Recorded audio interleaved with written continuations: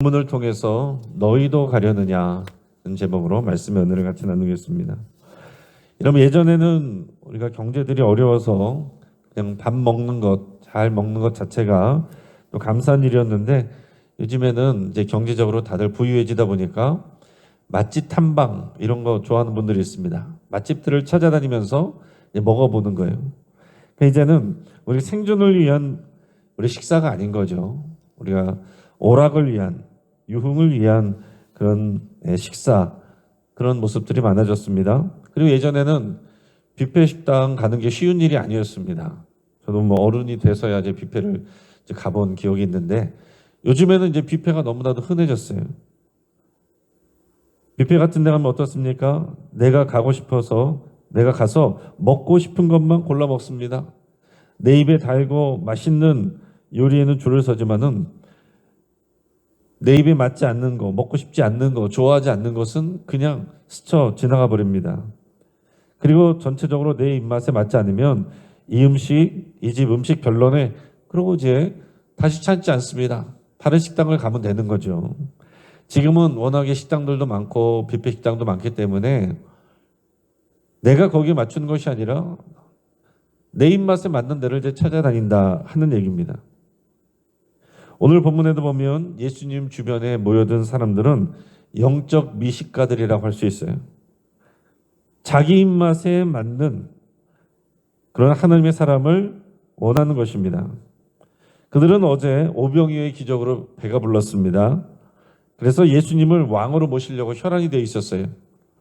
하지만 오늘 예수님께서 내 살과 피를 먹어야 된다, 이런 말씀을 하실 때 이 말씀을 이해하기가 어려웠습니다. 예수님의 살과 피를 먹어야 된다는 것은 뭐겠어요? 예수님의 이 십자가의 헌신, 이 생명의 본질, 믿음 생활, 이것을 말씀하는 겁니다. 근데 이런 예수님의 말씀을 듣고서 많은 군중들과 제자들이 이 말씀은 어렵도다, 그렇게 얘기했어요. 어렵도다. 어렵다라는 말은요, 원어적으로 보면은 이해하기 어렵다라는 말도 있지만은 되게 부담스럽다, 거친 말이다, 이런 표현도 있습니다. 그러면서 미련 없이 뷔페 식당을 떠나듯이 사람들이 주님을 떠나는 것입니다. 오늘 우리는 스스로에게 물어봐야 돼요. 나는 주님을 사랑해서 여기 있는가? 아니면 주님이 차려주신 생명의 밥상을 사랑해서 여기 있는가? 자, 오늘 본문에는 예수님을 대하는 세 가지 부류의 사람이 나옵니다. 과연 나는 어디에 해당되는가? 여러분께서 곰곰이 생각하시길 바랍니다.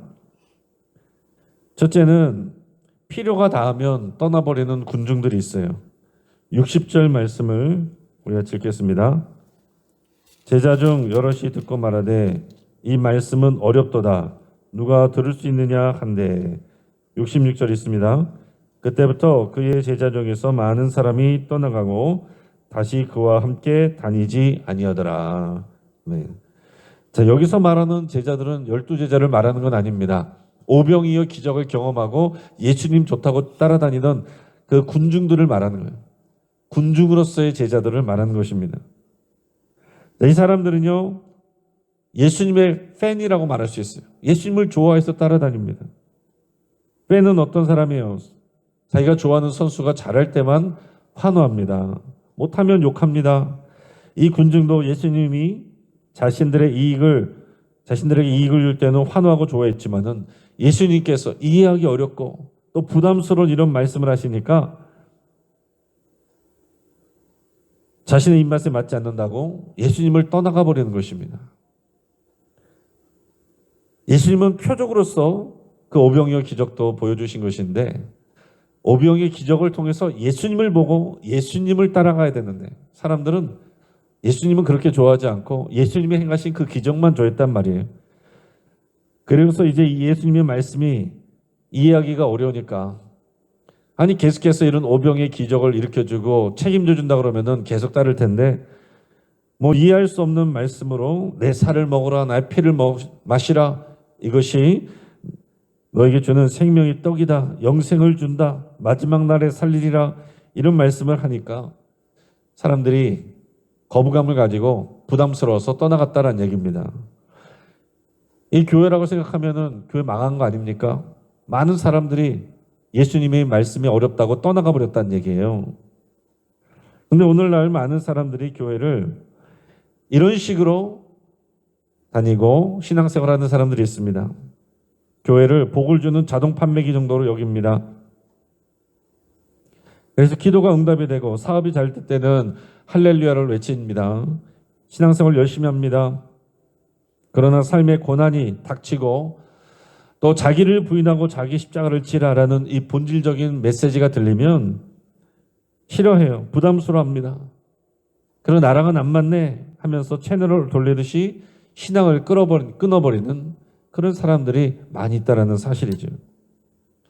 마치 비가 올 때만 잠시 처마 밑에 들어왔다가 비가 그치면 고맙다는 인사 한마디도 없이 제 갈 길을 가는 행인들과 같습니다. 그런 행인들과 같은 이 군중들과 같은 그런 사람들이 군중으로서의 제자들이 교회 안에 많다라는 사실이죠. 주님은 그들이 떠나가는 것에 대해서 연연하지 않았습니다. 주님이 원하시는 것은 행인이 아니라 군중이 아니라 가족을 원하고 정말로 주님을 따르는 자기를 부인하고 자기 십자가를 지고 따르는 제자를 원하시고 부르시기 때문에 그렇습니다. 그렇기 때문에 오늘날 사람들이 많이 모였다고 예수님이 부흥이라고 말씀하지 않아요. 사람들이 줄어들었다고 해서 문제 있다라고 말씀하지 않는다라는 사실입니다. 자, 두 번째 유형이 있습니다. 계산이 끝나면 배반하는 유다의 모습이 있어요. 우리 70절, 71절 말씀을 같이 읽습니다. 예수께서 대답하시되 내가 너희 12를 택하지 아니하였느냐 그러나 너희 중에 한 사람은 마귀니라 하시니 이 말씀은 가룟 시몬의 아들 유다를 가리키심이라 그는 12 중에 하나로 예수를 팔자라라. 아멘. 자, 예수님의 12제자들, 예수님의 12제자들은 예수님을 떠나지 않았습니다. 근데 예수님이 말씀하실 때 12명의 제자 중에서도 다 나를 따르는 온전한 제자가 아니다. 그 중에 하나는 마귀다. 이렇게 예수님이 말씀하셨어요. 충격적인 말씀이죠. 가룟 유다는 어떻습니까? 몸은 예수님 곁에 있어요. 돈꾀를 맡을 만큼 유능한 사람이고 또 실력 있는 사람입니다. 신임도 받은 사람이에요. 그러나 그의 머릿속은 늘 계산기가 두드러지고 있다라는 사실입니다. 자, 교회의 중심에 있습니다. 요직을 맡고 있습니다. 그런데 예수님께서 신뢰하지 않아요. 그의 머리 안에는 계산기가 돌아가고 있어요. 여러분, 교회 안에서 우리가 직분을 맡고 봉사도 열심히 하지만 정작 그 중심에는 계산기를 돌리고 나의 야망으로 살아가는 그런 사람들도 있다라는 것이죠. 다 제자가 아니란 얘기예요. 자, 어쩌다 왔다 갔다 하는 사람들, 그런 사람들이 있다면 교회 안에서 요직을 맡고 직분을 맡고 또 중요한 봉사들을 하는 사람들이라고 할지라도 다 주님의 제자는 아니다라는 거예요. 신앙을 이용해서 인맥을 쌓고 또 자신의 도덕적 우월감을 만족시키려고 하는 그런 사람들이 있습니다. 하지만 예수님이 나의 야망을 이루어줄 도구가 아님을 깨닫는 순간 유다처럼 은밀하게 주님을 팔아넘기는 배반의 길로 얼마든지 들어설 수 있다라는 사실입니다. 제가 예전 교회에서도 어떤 분이 다른 교회에서 잘 다니다가 교회를 옮겼어요. 자세히 얘기를 들어보니까 장로 선거에서 떨어져가지고 화가 나서 교회를 옮긴 것입니다. 근데 교회 와서 신앙생활을 하고 열심히 뭐 한다고 그랬는데 제가 이전에 했던 교회는 그 선교 규칙이 굉장히 까다롭거든요. 해야 되는 게 너무 많은 거예요. 그러니까 여기는 안 되겠다 싶으니까 또 교회를 옮겼습니다. 그러고 나서 얼마 후에 몇 년 있다가 1, 2년 있다가 갑자기 이제 저에게 연락을 왔는데 다른 교회 가서 장로 타이틀을 달았어요. 그러면서 자기 사업과 관련된 얘기를 뭐 제안을 하면서 만나자고 하는 것이죠. 됐다고 이렇게 거절은 했지만은 교회 안에 이런 사람들이 얼마든지 많이 있을 수 있다는 사실입니다. 여러분, 교회에서 우리가 중직이 되고 봉사를 많이 하고 한다고 해서 다 주님의 제자는 아니다라는 사실이에요. 12명의 제자가 있지만 그 중에 하나는 마귀니라 그랬어요. 예수님을 전적으로 따르는 것이 아니라 예수님을 이용해서 내가 유익을 얻으려는 얼마나 유익이 되느냐, 나에게 이익이 되느냐 계산기를 두드리는 사람들이 있다는 사실이죠. 유다의 신앙은 온전한 신앙이 아니라 비즈니스 파트너십입니다. 이익이 나면 유지하고 손해가 날 것 같으면 파기하는 그런 계약 관계인 거예요. 하지만 신앙은 계약이 아니라 언약이고 사랑입니다. 우리는 주님의 제자로 부름을 받았지 사업 파트너로 부름받은 것이 아닙니다. 예수님을 대하는 자세는 정말로 우리가 예수님을 대하는 자세가 제자의 모습인가 아니면 사업 파트너의 모습인가를 곰곰이 또 생각하시고 점검하실 수 있길 바랍니다. 근데 그 와중에 12명 제자들에게 예수님이 물으실 때에 너희도 가려느냐? 이때 베드로가 아주 신앙적인 대답을 합니다. 67절에서 69절 같이 했습니다. 예수께서 12 제자에게 이르시되 너희도 가려느냐? 시몬 베드로가 대답하되 주여 영생의 말씀이 주께 있사오니 우리가 누구에게로 가오리까? 우리가 주는 하나님의 거룩하신 자이신 줄을 믿고 알았사옵나이다. 아멘. 자, 예수님이 씁쓸하게 질문하셨어요. 많은 이 군중들이 떠나가는 것을 보면서 제자들을 보며 예수님이 12 제자를 보면서 너희도 가려느냐? 그때 베드로가 아름다운 신앙 고백을 여기서도 하는 거예요. 주여 영생의 말씀이 주께 있사오니 우리가 누구에게로 가오리까? 지금 영생의 말씀이 중요한 것이고 영생의 말씀이 주님께 있는데 우리가 어디로 갑니까? 가지 않습니다. 이 고백을 하는 거예요. 여러분 그런데 베드로가요. 우리 뒤에 이야기도 다 알지만은 베드로가 그렇게 완전한 사람은 아닙니다. 계속해서 실수해요. 그리고 베드로라고 해서 이 모든 말씀이 이해된 것이 아닙니다. 이해를 하지 못하고 있어요. 그도 곧 주님을 부인할 만큼 연약한 존재였습니다. 예수님 잡혀가실 때 3번이나 부인했어요. 그러나 그는 한 가지 사실만은 분명히 알았습니다. 예수님 말고는 살 길이 없다. 할렐루야. 예수님이 우리에게 완벽한 사람이 제자라고 말씀하시는 게 아닙니다. 우리 실수할 수도 있어요. 넘어질 수도 있습니다. 그게 결정적인 게 아니에요. 그러나 그래도 주님 곁에 붙어 있는 사람이 주님을 사랑해서 주님 말고는 답이 없다는 것을 믿고 고백하기에 주님 곁에 있는 사람이 주님의 제자인 것입니다. 여러분, 하나님께서 우리를 사랑하시기 때문에 우리를 시험하실 때가 있고 연단하실 때가 있습니다. 그때 우리가 주님을 믿고 의지하고 그 영생의 말씀을 사모하기에 주님밖에 없습니다라고 주님의 말씀을 듣고 주님 곁에 있으면 주님께서 우리를 연단하시고 성장하게 하시고 성숙하게 하십니다. 근데 그때마다 이건 아니지 그러면서 바꿔버린다면 다른 데 가서도 똑같은 일들을 경험합니다. 똑같은 사람들을 만나요. 그러면 이렇게 생각하죠. 아, 교회마다 다 이상한 사람들 있네. 교회마다 다 똑같네. 교회는요 거의 다 비슷합니다. 내가 주님께서 연단하시는 이 시험을 테스트하려고 하지 않고 계속 도망다니면 그런 일들만 계속 반복이 된다는 거예요. 좋아지는 것 같다도 어느 순간 그런 시험이 결국은 내가 넘어야 될 시험이 온다라는 사실이죠.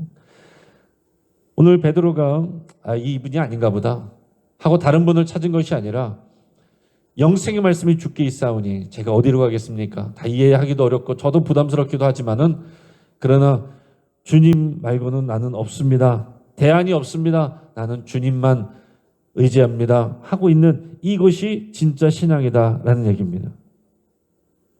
오늘날 많은 교인들이요 예수님을 잘 믿지 못하는 이유가 뭔지 아십니까?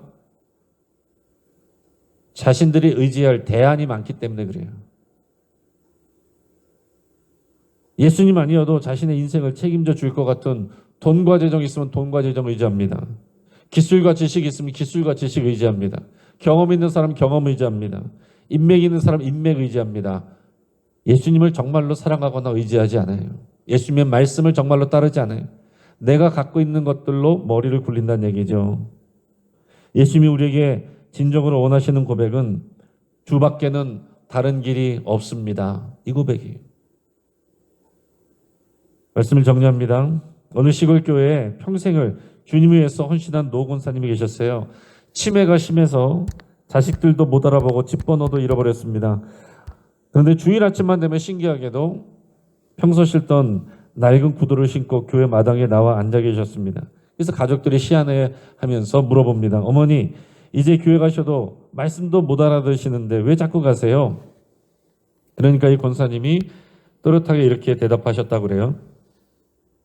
내가 말씀은 다 잊어버렸어도 나를 사랑하시는 주님은 잊을 수가 없다. 그분이 여기 계신데 내가 갈 데가 어디 있겠니? 여러분, 말씀이 이해되지 않을 때가 있습니까? 삶이 너무 고달파서 주님이 멀게만 느껴지십니까? 그때가 바로 베드로처럼 고백할 때입니다. 주님, 제가 다 이해해서 여기 있는 것이 아닙니다. 주님 말고는 저에게 생명이 없기에 저는 갈 곳이 없습니다. 주님과 함께 있습니다. 이 고백이 우리에게 있어야 된다는 사실이죠.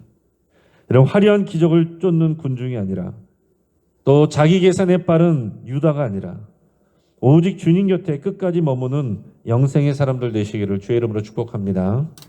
참 기도하겠습니다. 오늘 말씀을 붙잡고 우리 함께 기도할 때에 내가 예수님을 내 취향대로 믿고자 했던 것들을 회개할 수 있게 바랍니다.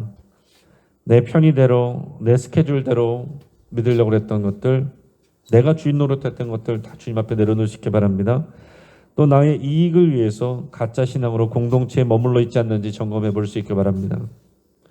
또 베드로의 진실한 고백과 믿음, 그 믿음으로, 그 고백으로 살아가기로 여러분 결단할 수 있게 바랍니다. 환우들을 위해서 우리 함께 기도해 주시기 바랍니다. 윤정희 원사님 어제 뇌 출혈이 또 오전에 발견이 되어서 급하게 수술을 했고 아직도 의식이 없으신 상황인데 이를 위해서 같이 간절히 기도해 주시기를 바랍니다.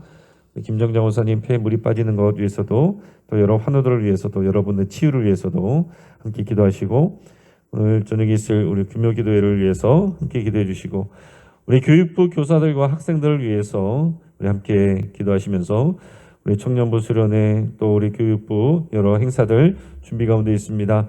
위해서 함께 축복하며 기도하겠습니다. 이 시간 주여 한번 부르짖고 합시면서 함께 기도하겠습니다. 주여